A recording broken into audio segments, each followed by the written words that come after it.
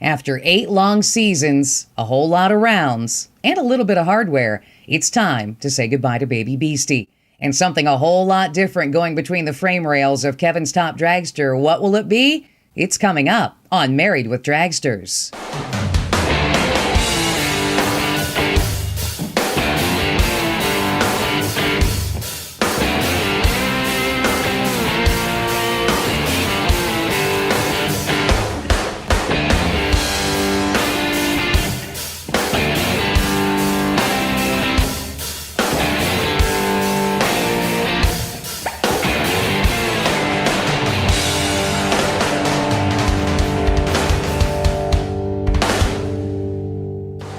Married with Dragsters on Competition Plus TV. Brought to you by Mosier Engineering, the leader in high-performance rear-end components. By Ohio Crankshaft, quality and innovation for over 40 years.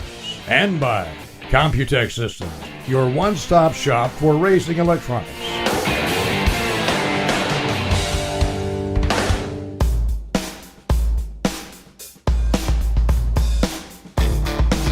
Working with Stan and Scott at Ohio Crankshaft is definitely a pleasure. I mean, they live, breathe, eat horsepower. They definitely know how to get the job done. They give me all the best parts we needed to go fast. Whenever we would have a problem, they would always be the first ones to say, okay, let's get this fixed. Let's change this. Let's do this. And that way we don't have this problem again.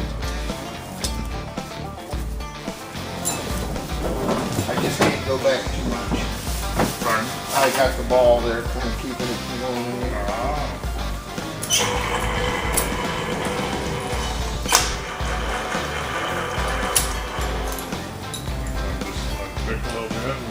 Yeah, if you pick it up a little bit.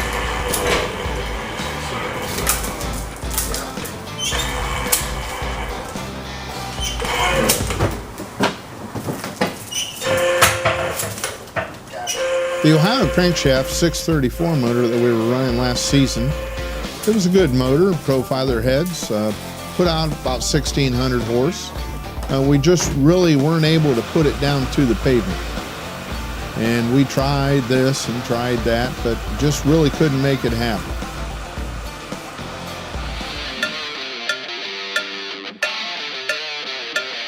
Like the newer design.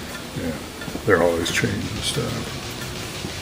But, you know, it's just one of those cases you don't need the exotics, you don't need the 380s or anything. Sure, because you're forcing feeding it.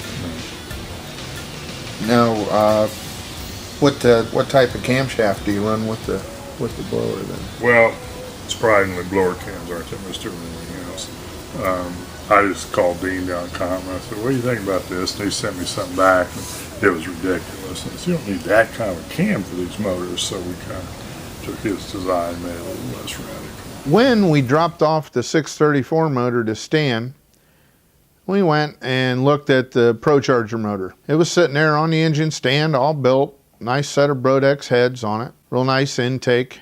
Everything was on it. They didn't have the Procharger bolted on yet. What size motor is this, Dan? 547. 47. And how much horsepower? I'd like C16, but I think 15 is more realistic. It's, like I said, it's kind of the magic number in top dragster. 1200 gets you into about 7 flat, and 1600 gets you into 660, 670, puts you in the fields. Cool. Of course, there's going to be a lot of fabrication work involved with the way the Procharger needs to be plumbed into the carb, as Stan's showing us, you know, where everything fits. I wasn't sure if we were going to be able to use the K&N scoop or not. I really do love the K&N scoop. It picks up a lot of air, but I'm not sure if it's going to be practical with the way we're force feeding this carburetor. I've got these real nice billet things that go on here. And so this is, doesn't have hard block in it or anything. Okay. So I'll be able to run my petcocks down here on the bottom. One thing you have to do is you need to have a little way to expand or something. Put one things on here with a cap. And sure. Do an overflow. This is a little plastic jug. You don't get all in weight. Right. That way it can expand. Sure. I mean, back in the day, we didn't put none. We just plug it all up, take one of the plugs out, pour water in, put the plug back, but Right. it really should be some expansion. Sure, I'll be able to use my new autometer water temp gauge that I've got. I had the nitrous gauge in before. Yeah. Use one of these fittings, yeah.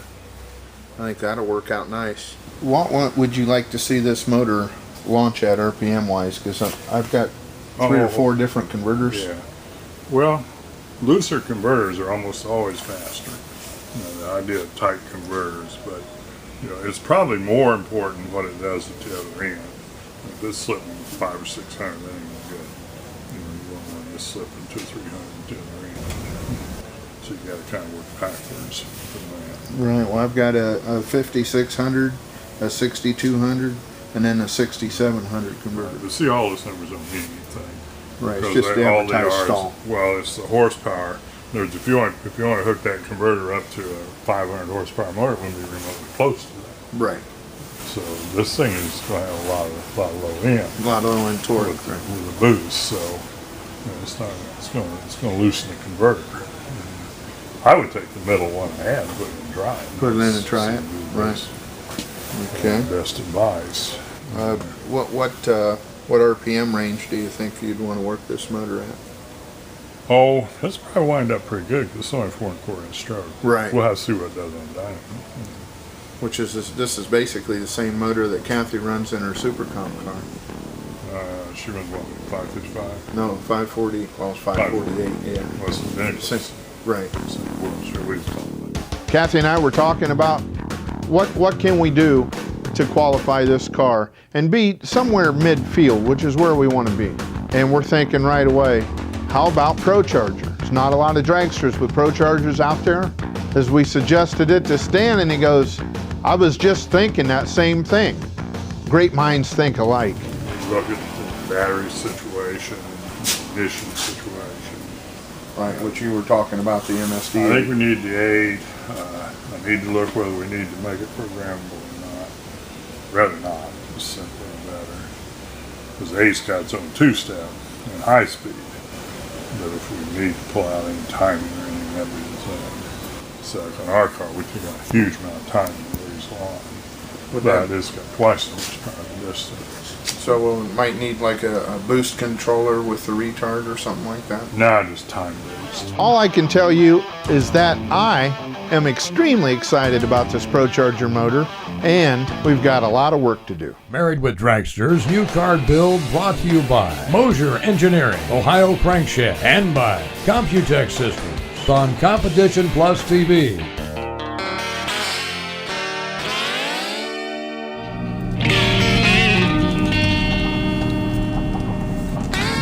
Oh, she looks so sad.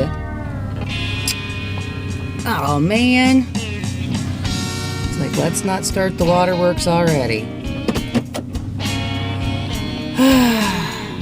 Not as sad as the trailer looks, though. So here it was, the big day. Yeah, I was a little bit more prepared for it than I thought I would be. I mean, I started talking to Mark at American Race Cars during an event at Norwalk earlier in the summer and went ahead and put the ad up for sale. But that morning, when I started thinking about 8 years in that car, now I realize there are people that race cars a lot longer than that, but it was really the only race car I had ever had. So anything that I had done was a first in it. You know, my first round win I remember at a national event. I remember the first race I ever won in my life. We're talking not bracket races, not anything, a national event. And it was in that car. You know, I think about all of the firsts. There's some unfortunate firsts too, but wow, 8 seasons, there's, you know, all kinds of flashbacks started coming back.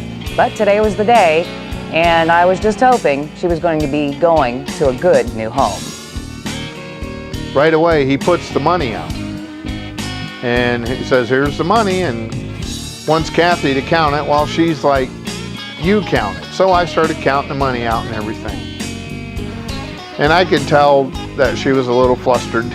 Okay, so Kevin got the whole, you know, money thing figured out. I hate counting money in front of people. Counting money in private's okay though. But I'm like, come on out, you know, I'll show you, because the car actually has 2 bodies. The original body, which I hadn't seen in a long time, had been over in storage on the other side of the shop. and was like, wow. I kind of forgot what it looked like. So I was explaining some things to Denny about the old body, why we changed the body, why the new body was easier to work with when you needed to get to the MSD or the battery or whatever on the car. And then I took him out and started giving him, you know, the parts that went with the car.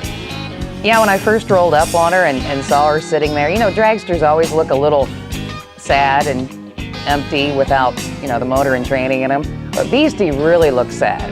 For one, no motor and tranny. She didn't even have her front wheels and tires on, so she's sitting on a jack stand in the front because those were actually made special for me, and I'm going to be putting them on the new car. And the rear wheels and tires weren't the ones I normally ran either. These were smaller, a little bit different, and actually came from one of the superclass cars at Frank Hawley's drag racing school.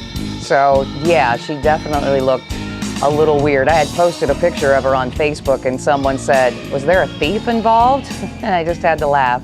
No, just me keeping stuff for the new car.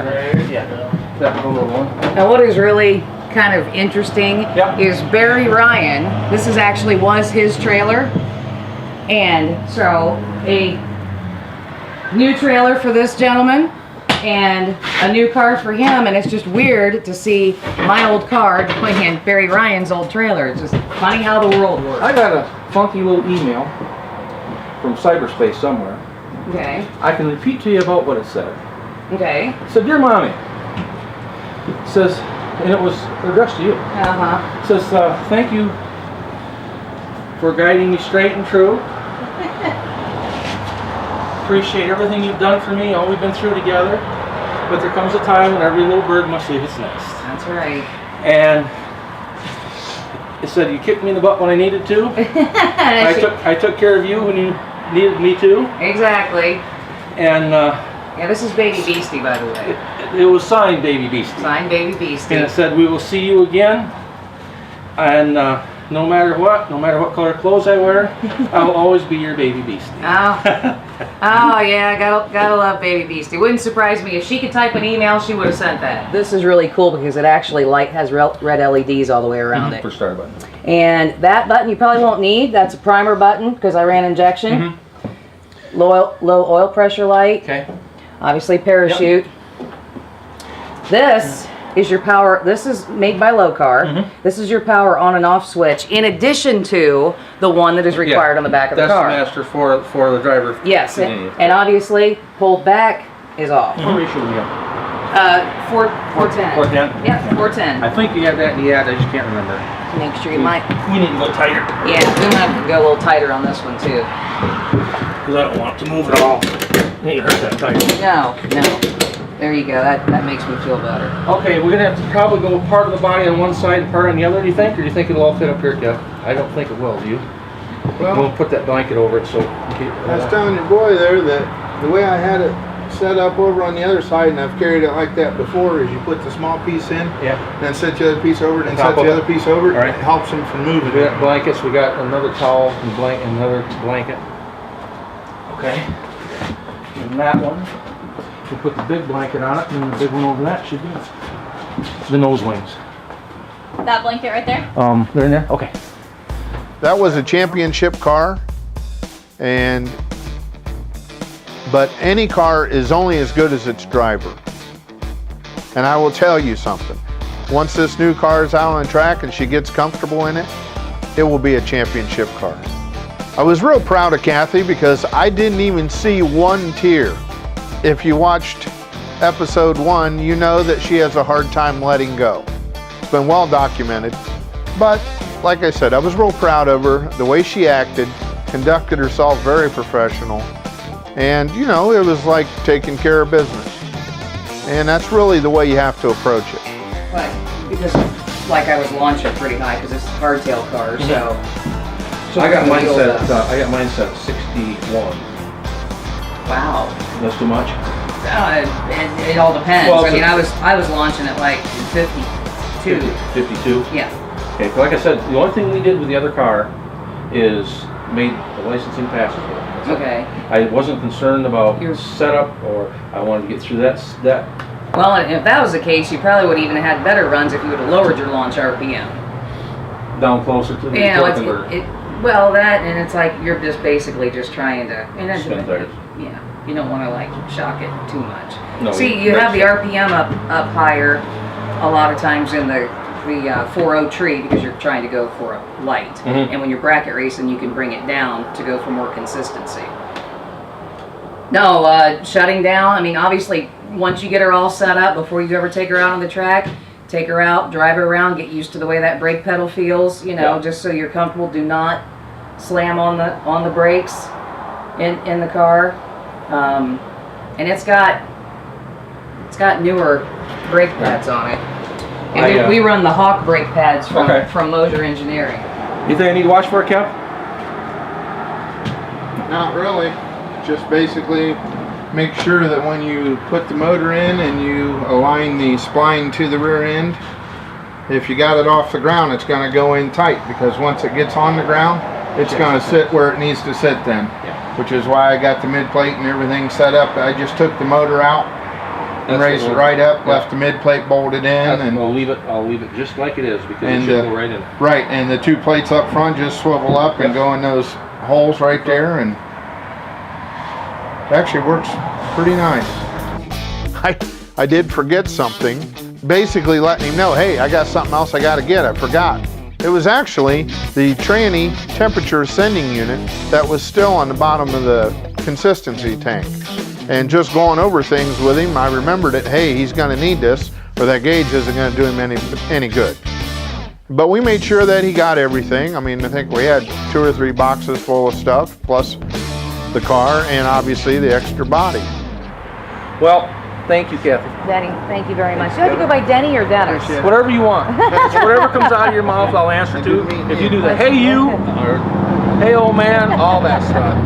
Now I say that to him. So now we're going to be seeing you at the track then, Yes, right? sir. I just telling Kathy, I said, if I can get out, and if the weather's decent, in Stanton, because they start early, and get some laps on it, then I'll come down to Indy. If not, it's probably going to wait until, because I don't want to take it down there and use the points meet for test and tuning. You know, in the long run, it really is just a machine. It's a car.